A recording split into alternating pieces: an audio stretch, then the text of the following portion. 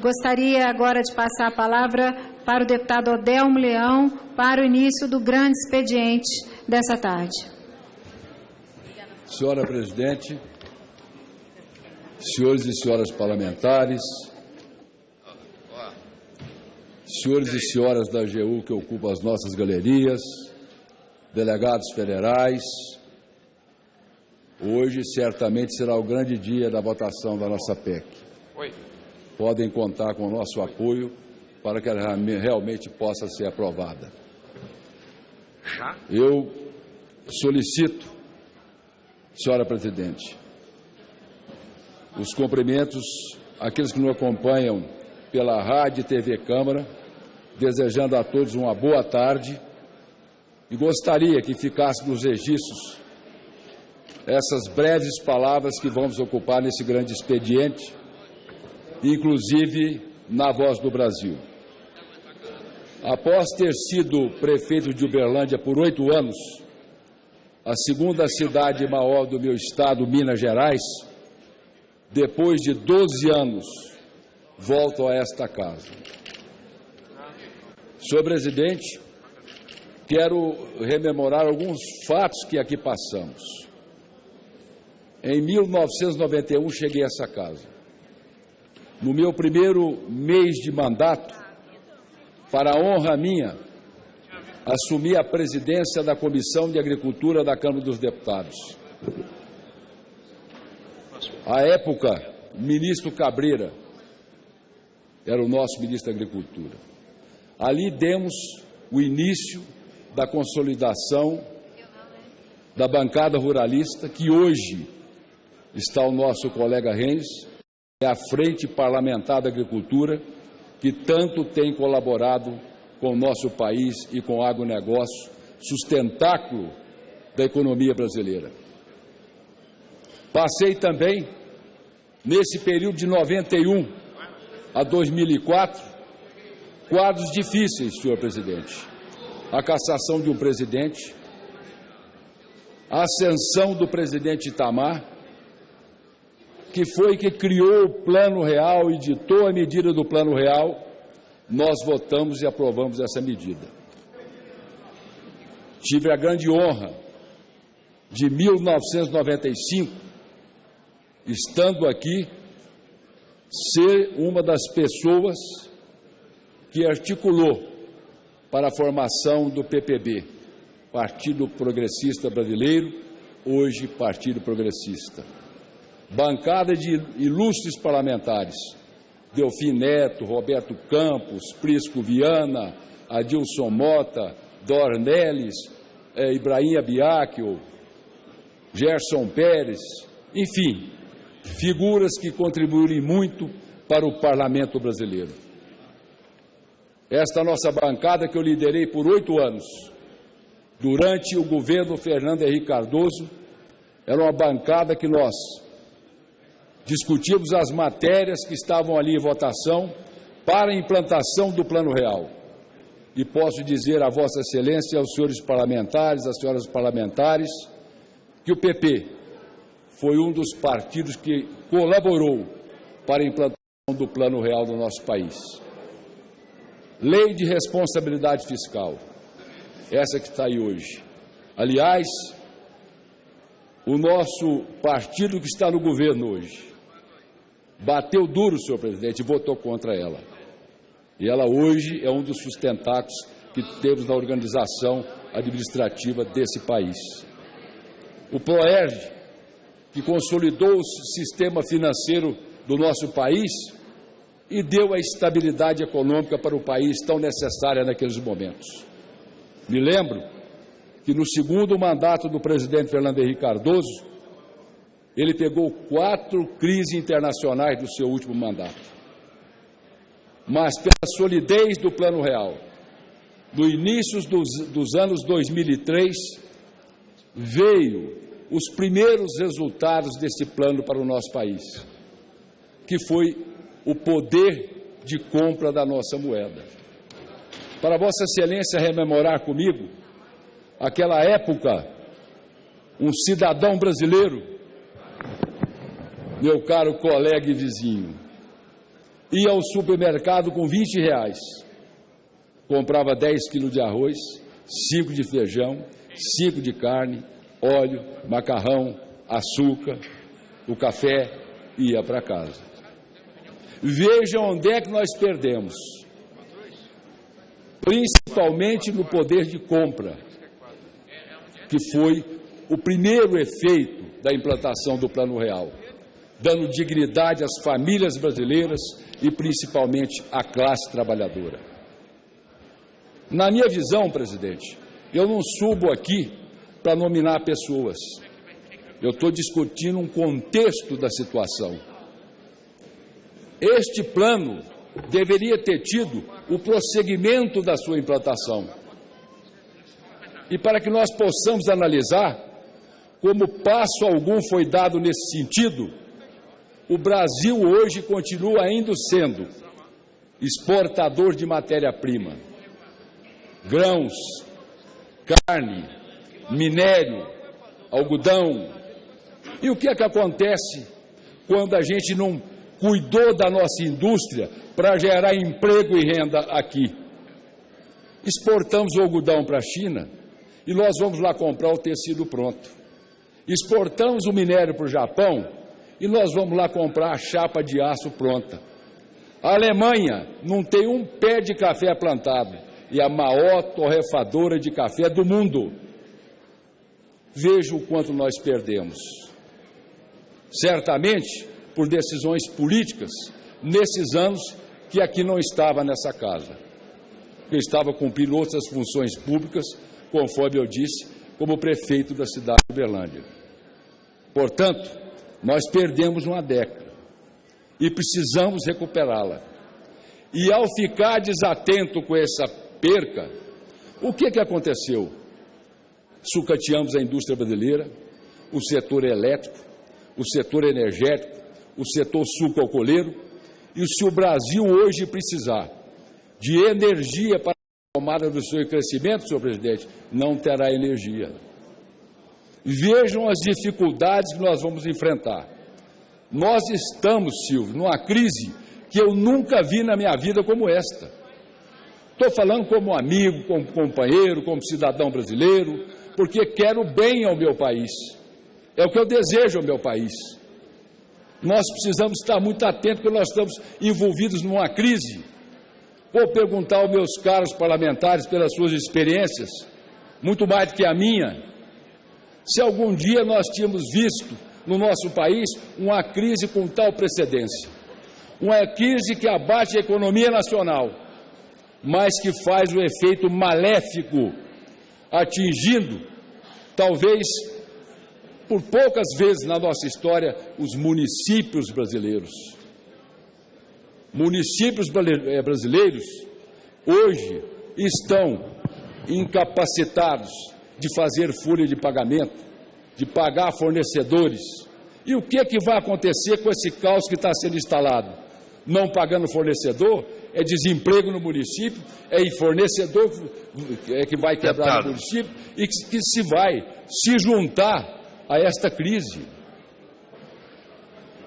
O que eu estou tentando analisar é que nós precisamos mudar esse rumo. Deputado Adelmo. Pois não. Deputado Adelmo, Vossa Excelência, eu converso muito com Vossa Excelência, eu lhe tenho um profundo respeito. Vossa Excelência é um parlamentar que qualifica essa casa. Veja o nível de intervenção que Vossa Excelência está fazendo. Não é uma intervenção política, da rinha política, da briga menor, da arenga. É uma análise do momento nacional. Vossa Excelência vem lá do Plano Real e chega nesse momento. É verdade que o país vive um momento de muita dificuldade, como também é verdade que o PSDB, nos 8 anos, contribuiu muito com esse país. Agora, eu queria que o senhor, no auge da sua sabedoria política, Vossa Excelência que já foi líder, chamasse também essa casa hoje um pouco à reflexão. A chamada pauta-bomba, que eu chamo a pauta da demagogia, eu chamo a agenda da demagogia.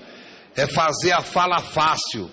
Essa casa hoje, por exemplo, está pautando aí umas PECs que, se aprovadas, vão causar um prejuízo ao país, se todas forem aprovadas, de 9 bilhões.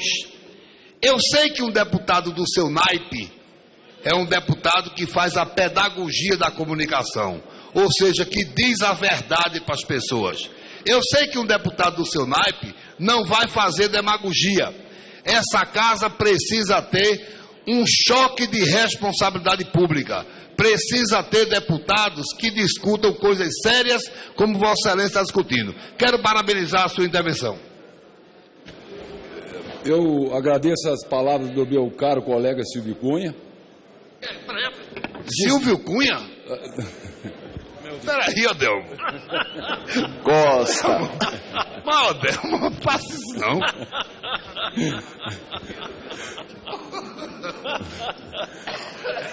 Quando não há solução, qual que é a solução?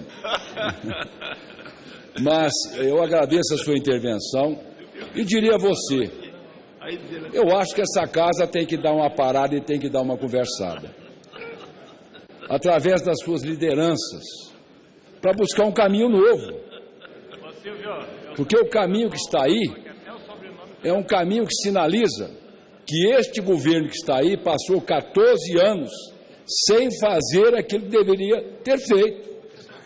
Por exemplo, os advogados e advogadas da AGU que estão aqui hoje, por que não fizeram essa revisão antes?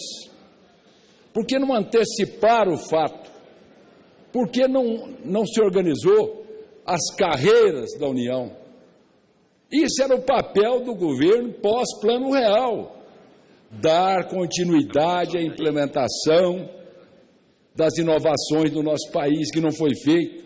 Volto a insistir, parque industrial sucateado, sem energia elétrica para crescer, setor sucroalcooleiro, 72 empresas falidas, e o desemprego aí. Já sinaliza, senhor presidente, para esse ano, 9% de desemprego. Vejam bem o que está na nossa frente.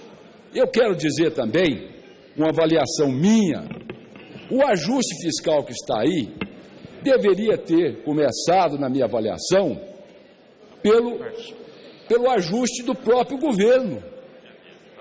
O governo teria que ter cortado, o governo teria que ter gastado melhor, o governo teria que ter ajustado.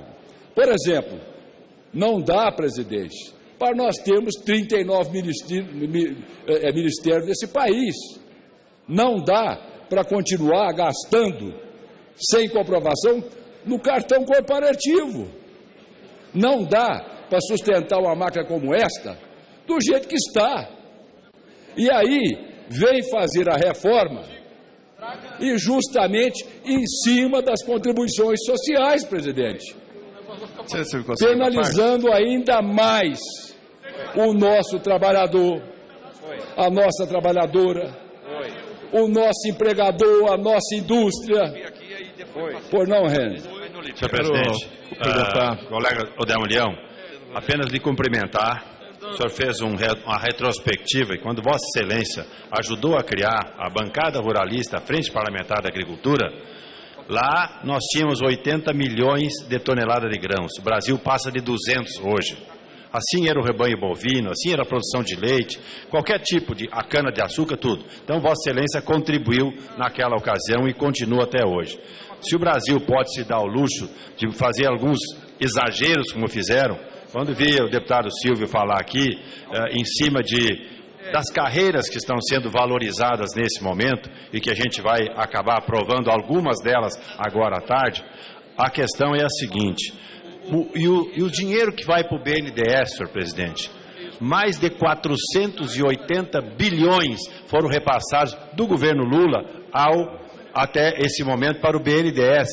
E muitos dinheiro, por exemplo, O dinheiro que foi dado para o Eike Batista, em torno de 10 bilhões, não vão voltar mais. Quantos dinheiro foram para o ralo? Então, essas questões nós também tínhamos que debater aqui. Então, Vossa Excelência, eu quero cumprimentar pelo trabalho que fez e pelo trabalho que continuar fazendo. Não só como parlamentar, mas também como prefeito lá do seu estado. Um abraço a Vossa Excelência. Eu agradeço, por gentileza, deputado. Eu diria a você que na vida a gente não faz nada sozinho. A gente constrói juntos. Pois não, meu colega? Cumprimentar e agradecer o nobre deputado Odelmo Leão, dizer que a experiência que Vossa Excelência teve como prefeito em sua cidade, que eu também, embora seja deputado pelo estado de São Paulo, sou mineiro, lá da Serra da Canastra, conheço, tenho grandes amigos, sou o melhor prefeito que já teve lá em Uberlândia. Eu quero dizer o seguinte: a sua experiência é o exemplo para o Brasil. Quando se investe seriamente, quando se tem respeito à coisa pública. E o que nós estamos vivendo no parlamento hoje, e o que vivemos ontem aqui com os advogados da AGU, com os delegados federais, com os delegados dos mais diversos estados, é um desmando dos governos que aconteceram ao longo do tempo, não valorizando quem é importante para o serviço público.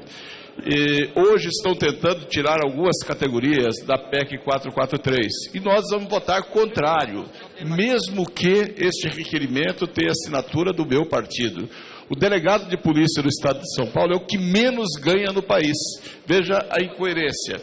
Você tem o estado que, embora tenha problema, com a maior arrecadação do Brasil e que paga o pior salário para delegado no Brasil. Minas Gerais, eu estava falando aqui com o doutor Edson, é o segundo estado que paga o pior salário. Então nós não podemos perder essa oportunidade, temos que valorizar sim os advogados da AGU, que prestam um grande trabalho, que trazem recurso para o país, mas temos que também aproveitar a oportunidade para dar o que é de direito a todas essas categorias. Mas parabéns a Vossa Excelência pela linha de raciocínio e que os governos tivessem a sua competência quando estão no exercício do poder. Muito obrigado. Eu que agradeço, meu caro colega.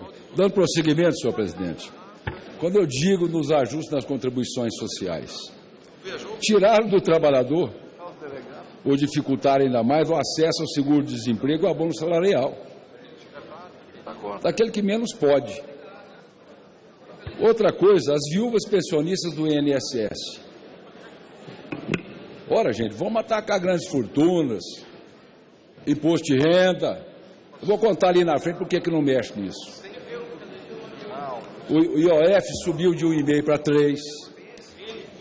Então, dando prosseguimento, meu caro presidente, senhores e senhoras parlamentares.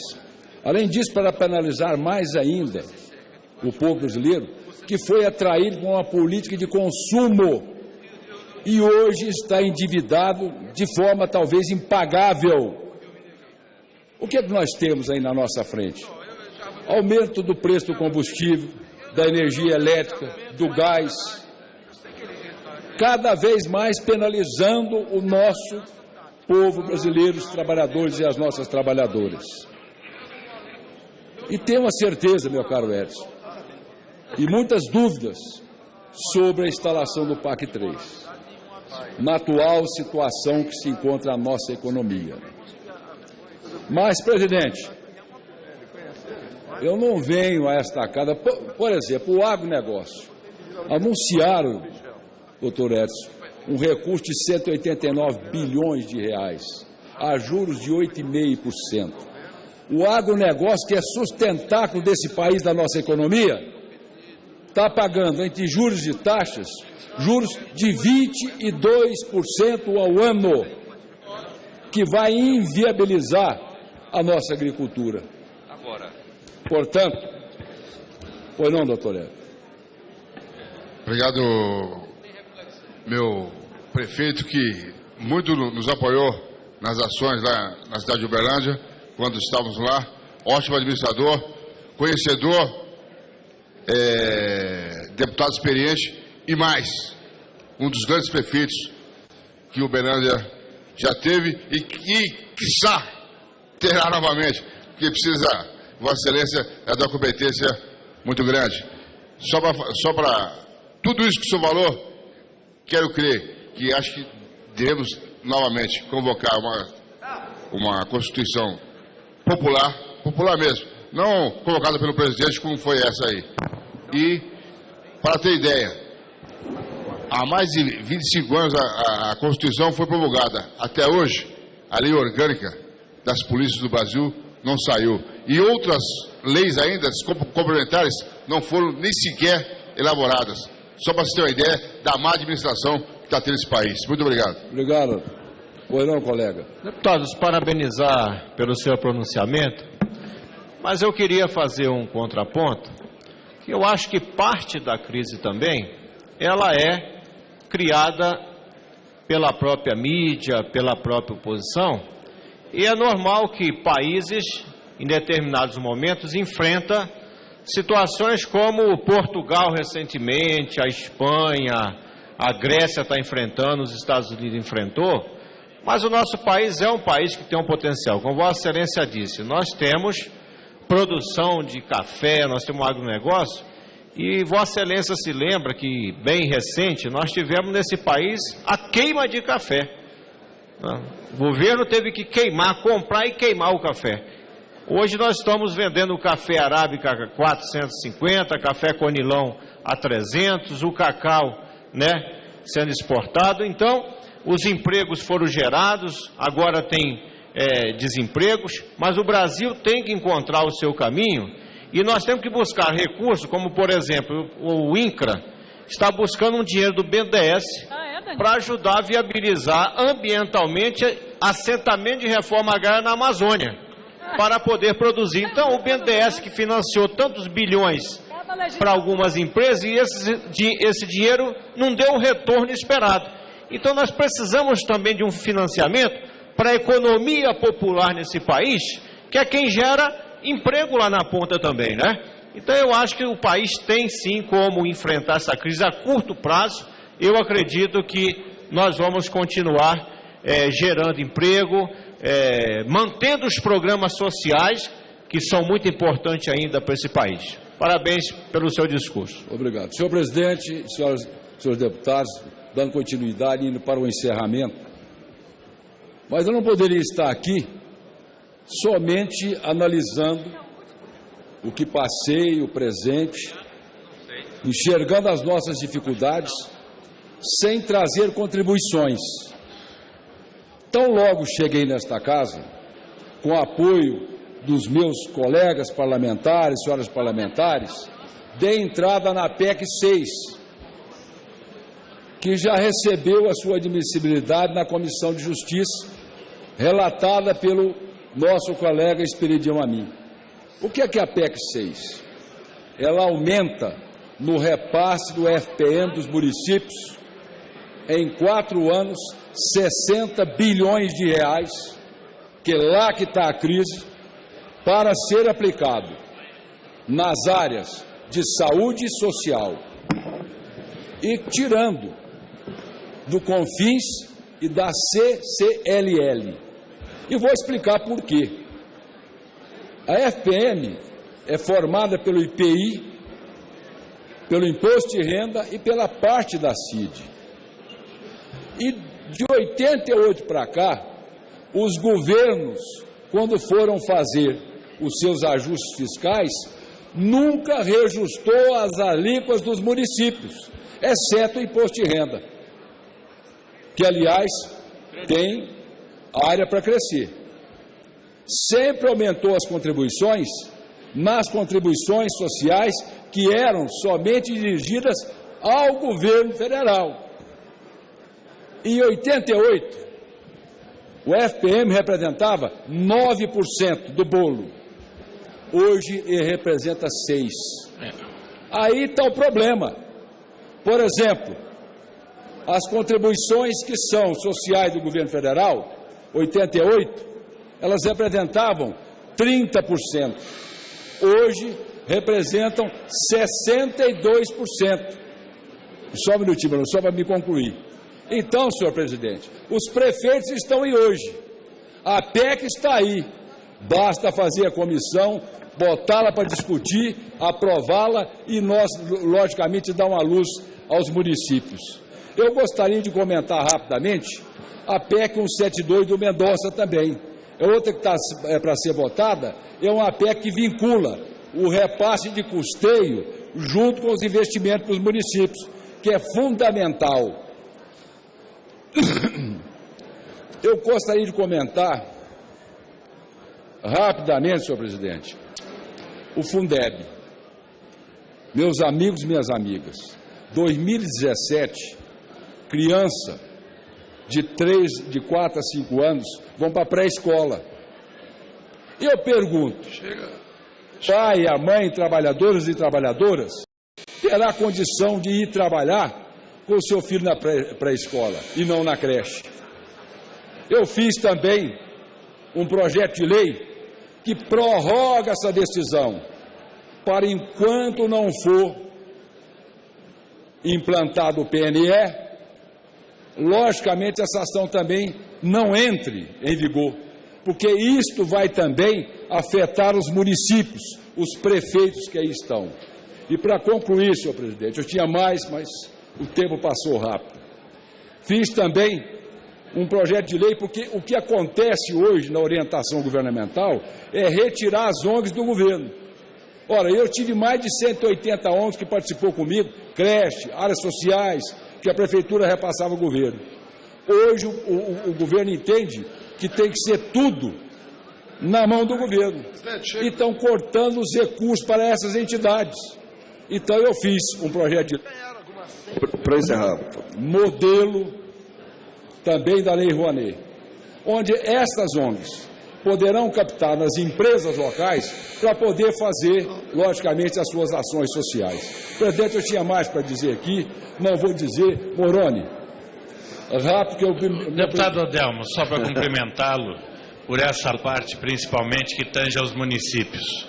Nós queremos, inclusive, com o Pacto Federativo, ver se arrumamos um pouco isso, mas... Veja, só na área da saúde, nós temos municípios no Ceará gastando mais de 30% com a saúde. O governo do estado gastando quase 16%. E o governo federal entrando com 7%. Quer dizer, está na hora de se modificar isso, modificar principalmente nos lugares que mais precisam. Parabéns a Vossa Excelência. Gaguinho. Parabenizar o deputado pelo conhecimento técnico, é isso aí. Estamos com você, deputado. Senhor presidente, eu agradeço, senhoras e senhores parlamentares, pela oportunidade. Vamos aí para poder colaborar com a nossa casa e com o nosso país. Muito obrigado. Muito obrigado, deputado Odelmo, pelo seu brilhante pronunciamento, uma retrospectiva muito boa e muito coerente, equilibrada da situação